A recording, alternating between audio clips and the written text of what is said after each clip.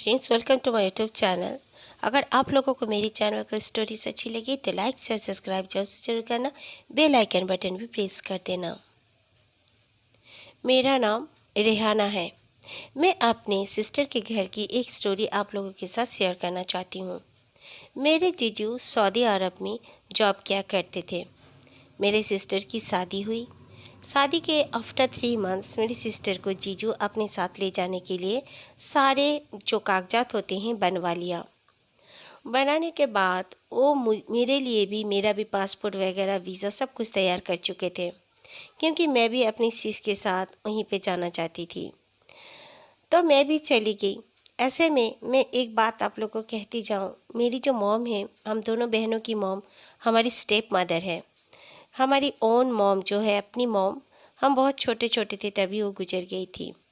Step mother की 2 बेटे होने के कारण और फिर मेरे फादर ज़्यादा उन स्टेप मदर के और ही उनका झुकाव था। जो भी बोलो, हर कोई किसी को पता है, हर लोगों को ही पता है कि कैसे होते हैं। फिर भी मेरी मॉम इतनी ख़राब भी नहीं है, वो काफ़ी अच्छी हैं। वो कम उम्र की भी हैं, हमें कभी उन्होंने परेशान तो नहीं किया, लेकिन फिर भी एक अपनापन अपने में ही होता है। मैं अपनी सिस्टर और जीजू के साथ चली गई। पहले से मेरी दीदी ने मेरे जीजू के साथ बात कर चुकी थी। मैं गई, उनका घर काफ़ी अच्छा था। 2 तरफ बना हुआ था घर, और एक तरफ हम रहने लगे और दूसरा तरफ घर खाली था। काफ़ी अच्छा गार्डन वगैरह, झूले वूले लगे हुए थे। एक दिन शाम की बात है, मेरे जीजू जल्दी से ऑफिस से आए और मेरी दीदी को वो बाहर घूमने ले जाना चाहते थे। दीदी ने मुझे भी कहा कि चल, लेकिन मैंने मना कर दिया। मैंने कहा नहीं, तुम दोनों जाओ। जीजाजी ने भी कहा चलो पार्क वार्क में घूम कर आते हैं, बाहर खाना खा कर आते हैं। हम लोग वहाँ पर जाकर 2-4 दिन बहुत घूमे फिरे। फिर उसके बाद दीदी और मैं दोनों ही थक गए थे, इसलिए हमने कहा कुछ दिन रेस्ट करेंगे। लेकिन मेरे जीजू नहीं माने और फिर दीदी को लेकर वो चले गए, मैं नहीं गई। रात के 8 बज रहे थे। मैंने टीवी ऑन किया और टीवी के सामने में मैं बैठ गई। टीवी लॉन्च में बैठने के बाद एक खिड़की होती थी जो कि बिल्कुल दिखता था, सीढ़ियों से ऊपर जाने वाला जो छत था, तो सीढ़ियाँ थी जहाँ छत में हम जा सकते थे, वो सीढ़ियाँ दिखती थी। मैं टीवी लॉन्च में काउच पे बैठी हुई थी, तो अचानक से मुझे जिससे लगा कोई पायल पहन के बहुत स्पीड में सीढ़ियों से कोई भागा है छत की तरफ।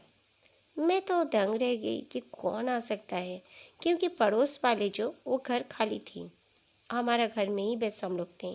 और हम लोग काफ़ी नए नए गए हुए थे, वहाँ पे गए हुए करीब करीब 15 दिन ही हुए थे। किसी को हम लोग जान पहचान भी नहीं थे कि कोई बच्चा आ जाए कुछ हो।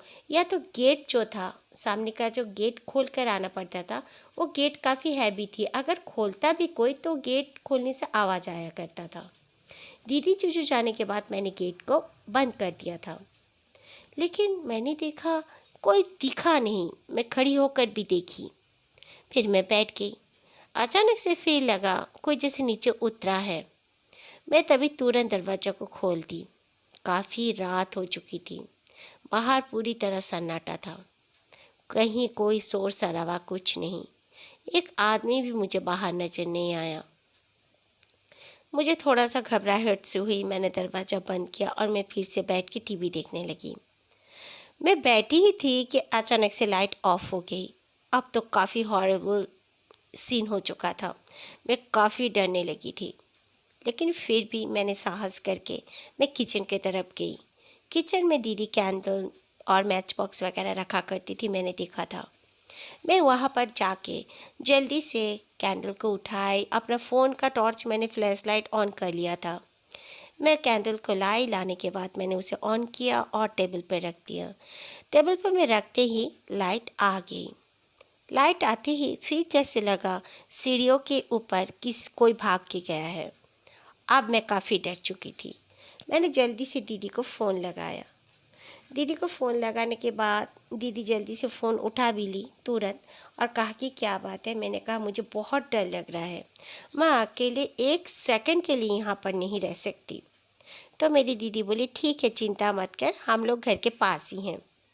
फिर दीदी और जीजू आ गए। वो लोग चाबी भी लेकर गए थे। मैं तो काउच से उठी भी नहीं। दीदी और जीजू अपना वही रूम को दरवाज़ा को ओपन करके वो लोग अंदर आए। मैं काफ़ी डरी सहमी सी थी। दीदी पूछने पर मैंने खास कुछ दीदी को नहीं कहा। फिर मुझे वहाँ पर पढ़ाई लिखाई भी अपनी पूरी करनी थी। मैं पूरी पढ़ाई भी नहीं की थी। तो मेरी दीदी को मैंने कुछ नहीं कहा कि छोड़ो, दीदी क्या सोचेगी। ऐसे में भी मैं दूसरे कमरे में सोती थी और दीदी जीजू एक कमरे में सोया करते थे। दीदी मेरे लिए बाहर से खाना लाई थी। गरम गरम खाना था तो मैं टेबल में बैठ के खाना खा ली। खाकर मेरी तबीयत बहुत ख़राब लग रही थी। मैं काफ़ी डर चुकी थी शायद। मैंने कहा मैं सोने जा रही हूँ। तो दीदी और जीजू बोले ठीक है, तुम सोने चले जाओ। मैं सोने के लिए चली गई। जाने के बाद क्या पता क्या हुआ था, रात के ठीक 3 बजे अचानक से दीदी की चीखने की आवाज़ आई।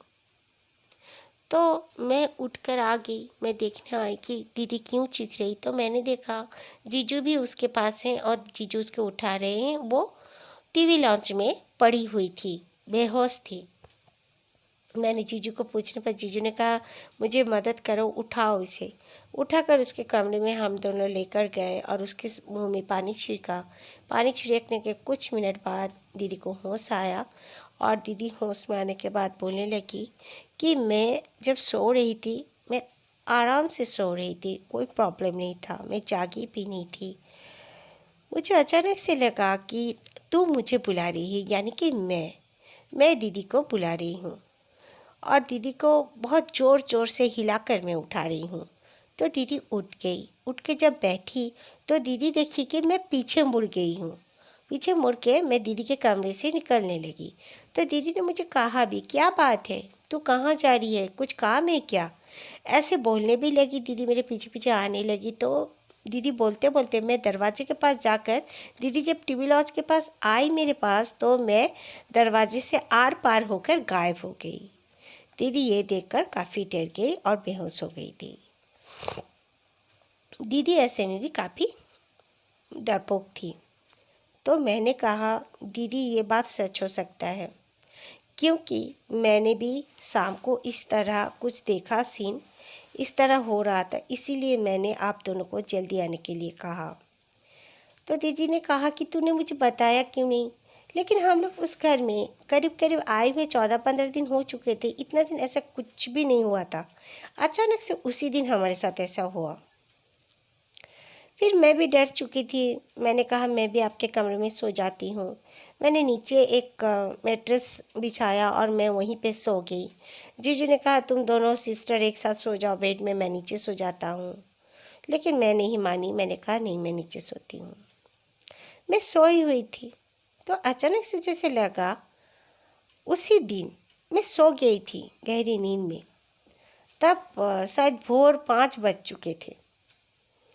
मैं सो गई थी और सोने के बाद लगा कि मुझे जैसे किसी ने टच किया, तो ज़ोर से जैसे दौड़ के आके कोई धक्का देता उस तरह मुझे लगा। तो मैं उठ गई। उठ के मैं देखने लगी तो देखती हूँ मेरी दीदी है। तो मैं बोली अरे तू यहाँ पर क्यों सो रही है, तू बेड पर सो ना, तुझे यहाँ पर सोने की क्या ज़रूरत है। तो वो बोलने लगी मुझे, और उसकी जो आंखें थी, मैं नाइट बल्ब में देख रही थी, उसकी आंखें ब्लिंक नहीं हो रही थी, बिल्कुल बड़े बड़े, और वो मुझे अजीब व गरीब से नज़रों से देख रही थी। वो मुझे देखकर हंसी अचानक से, मतलब बहुत ही हॉरिबल स्माइल किया अपने फेस में, और मुझे बोली मैं वहाँ भी सो रही हूँ और यहाँ भी। इतना उसका कहना था। मैंने मुड़कर देखा तो दीदी वाकई में बेड में सो रही थी। मैं काफ़ी डर गई। डर के मैं चिल्लाने लगी। तब दीदी चूचू उठकर उन्होंने देखा मेरे पास कुछ नहीं था। उसके बाद हम दोनों बहनें और जीजू उसी कमरे में करीब करीब हम लोग 2 से 3 इयर्स उस घर में हमें रहना पड़ा, क्योंकि हमें घर नहीं मिल रहा था सही से। और फिर उसी घर में हम लोग बहुत दिन रहे। लेकिन बीच में मेरे जीजू ने एक बाबा जी को बुलाया था, जो कि बहुत ही बड़े बाबा जी थे। मैं उनका कुछ जिक्र नहीं करना चाहूँगी। बाय द वे वो आए अपने 3 मेंबर के साथ हमारे घर पर आए थे। उन्होंने कुरान पाक वगैरह सब कुछ करवाया था। मेरी दीदी जीजू को और मुझे कुछ कुछ वजीफ़ा पढ़ने के लिए दिया था। हम लोग पढ़े बिल्कुल। उसके बाद तो हमें कुछ प्रॉब्लम नहीं हुई, लेकिन फिर भी उन लोगों ने कहा था कि इस घर में एक दूसरे के साथ ही रहो, अकेले रहना महफूज नहीं है। लेकिन वो घर हम छोड़ नहीं पा रहे थे। जब भी हम लोग सोचते कि ये घर हम लोग छोड़ के जाएंगे, दूसरा घर मिल भी जाता, जाने के लिए पूरा तैयार हो जाते, अचानक से जैसे कुछ ऐसा काम होता, वो घर हम लोग नहीं छोड़ पा रहे थे।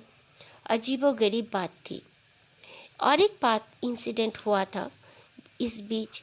वो बाबा जी तब तक आए नहीं थे। वो बाबा जी को तो मेरे जीजू 1 साल हो गया था उस घर में, उसके बाद लाए थे। मैं कॉलेज गई हुई थी और मेरी दी सो रही थी, बिल्कुल अकेली सो रही थी। जीजू अपना ऑफिस गए थे। तो दी के सर के सामने में कोई आदमी आया, बिल्कुल काले काले कपड़ों में, और आकर वो कहता है कि अब चलो मेरे साथ। तो मेरी दीदी काफ़ी हैरान हो गई और उसने आंखें खोलकर देखा। वो आदमी का फेस बिल्कुल वाइट हो रखा था, जैसे उसके शरीर में खून नहीं हो। कान काफ़ी बड़े बड़े थे और पूरा काले कपड़े से खुद को ढांक रखा था। उसकी आंखें भी काले काले थे। अजीबोगरीब तरीके से वो देख रहा था। दीदी बहुत चीखना चाह रही थी। कुछ सेकंड के लिए दीदी ना चीख पाई ना मूव हो पाई। फिर अचानक से दीदी खुद को खुद हिलाई तो मूव हुई। इसके बाद और एक केस हुआ था दीदी के साथ कि मेरी दीदी एक बार अपने कपड़े धोल कर छत में गई। छत में कपड़े सुखा रही थी तो जीजा जी आए। जीजा जी आकर दीदी को बोलने लगे, जो मुझे चाय बना कर दो। तो दीदी बोली, ठीक है आप बैठो, मैं आती हूँ। तो दीदी नीचे जब आई तो जीजा जी को बुलाई तो जीजा जी कहीं पर नहीं थे। फिर दीदी को याद आया कि मैंने तो गेट लॉक करके रखा अंदर से। फिर भी जीजा जी के पास चाबी रहती थी, ऐसा नहीं कि चाबी नहीं रहता था, लेकिन उस समय अंदर से ही लॉक था। इस तरह के बहुत केस सीन हुआ हमारे साथ, लेकिन फिर भी ऐसे गॉड ब्लेस नुकसान नहीं हुआ हमारे साथ। वो घर हम लोग छोड़ नहीं पाते थे। वो घर छोड़ने का हम लोग सोचते। एक बार मेरी जीजा जी की नौकरी प्रॉब्लम में आ गई थी। फिर इधर उधर करके 10-15 दिन उसी में जीजा जी को बहुत मुश्किलें उठानी पड़ी। अच्छी नौकरी थी, अच्छी पेमेंट थी, इसलिए जीजा जी बहुत इधर उधर दौड़े भाग करके अपनी नौकरी को सही ढंग से फिर से रखा। उसके बाद खैर 3 साल बाद हम लोगों ने वो घर तो छोड़ दिया। और गॉड ब्लेस ऐसे हुआ कि मेरे जीजा जी के कज़िन ने जीजा जी को लंदन बुला लिया। हम लोग जल्दी से अपना सारा सेटलमेंट करने के बाद हम तीनों लंदन चले आए। और फिर लंदन आने के बाद मेरी दीदी के ट्विंस बच्चा भी हुआ।